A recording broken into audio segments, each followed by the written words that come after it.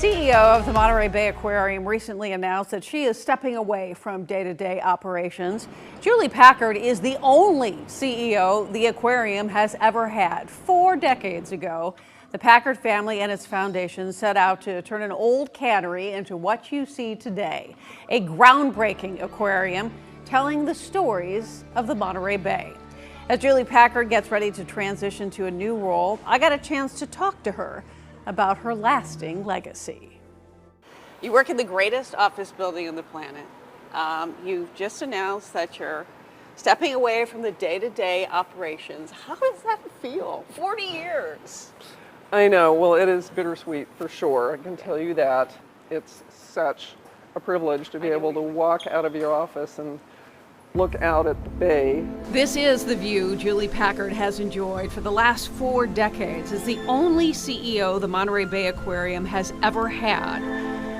Now, of course, it is world-renowned, but back then, 40 years ago, it was just an idea, a family vision to turn the old Hovden cannery into a magical underwater world that tells the story of Monterey Bay. My older sister and her husband and a couple of their colleagues, all marine biologists, they had the idea, wouldn't it be so cool to transform that site into a public aquarium where everyone could, appreciate and have some interpretation about this place, this amazing Monterey Bay. It took years of planning and engineering and millions of dollars to make it happen. But on October 20th, 1984, the aquarium opened to lots of fanfare, including even a parade down Cannery Row.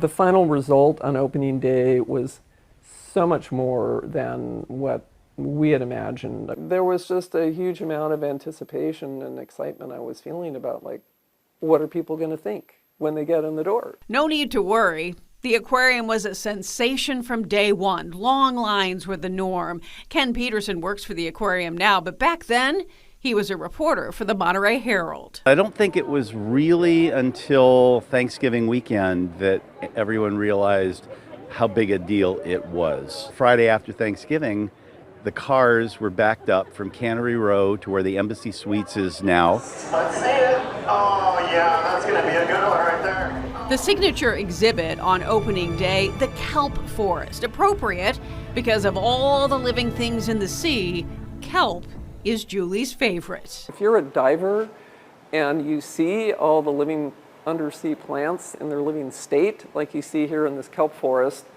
it's just remarkable. And our kelp forests along the coast here are just amazingly rich ecosystems.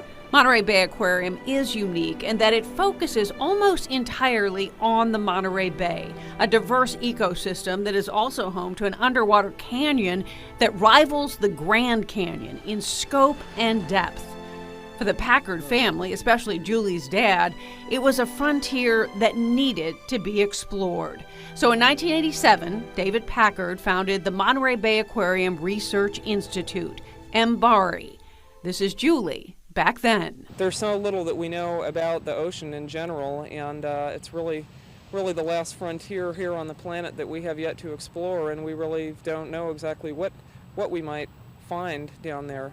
Located in Moss Landing, that's actually their brand new research vessel, the Rachel, MBARI has grown into a world-class research center, developing technology that allows scientists to study the deep depths of the Monterey Canyon. We launched, a whole new research institution that has just had a huge impact, and it has had really outsized impact and is really leading the way on a lot of really cool research. In the years that followed and under Julie's leadership, the aquarium thrived and grew. A groundbreaking otter program changed the trajectory of a species. The jellies were introduced in the early 90s. Monterey Bay Aquarium figured out how to care for and exhibit these delicate creatures. Many other aquariums learned from their innovations. And then in 1997, another milestone, a spectacular new wing was added. $56 million Outer Bay exhibit. We're lucky enough to get a private tour for you of the Outer Bay before it opens, and our host is Mimi Drummond. Let's go inside. Okay, the first thing we come to is a 360-degree exhibit with about 2,500 anchovies in it, and it really sets the stage for the feeling that our visitors are going to have of being immersed in a boundless blue world of the Outer Bay. Of course, most of the life on the planet is in the ocean, which is just so mind-blowing. We don't think about that, and we don't ever get to see it. So that was the idea, to do an exhibit to show people what the open sea is like, because that's, again, what covers most of the surface of the planet. A mission of the aquarium has always been about education. This is a kid-friendly place where youngsters are encouraged to explore and even touch. The splash zone is all about fun. The penguins were supposed to be a temporary exhibit, but they were so popular, they stayed. Another uber popular exhibit, the white sharks, formerly great whites. This is the only aquarium to ever keep young white sharks on exhibit successfully and then return them to the wild. Another learning experience. It has been Julie's life work to open up the underwater world, to teach people about the ocean and inspire them to care.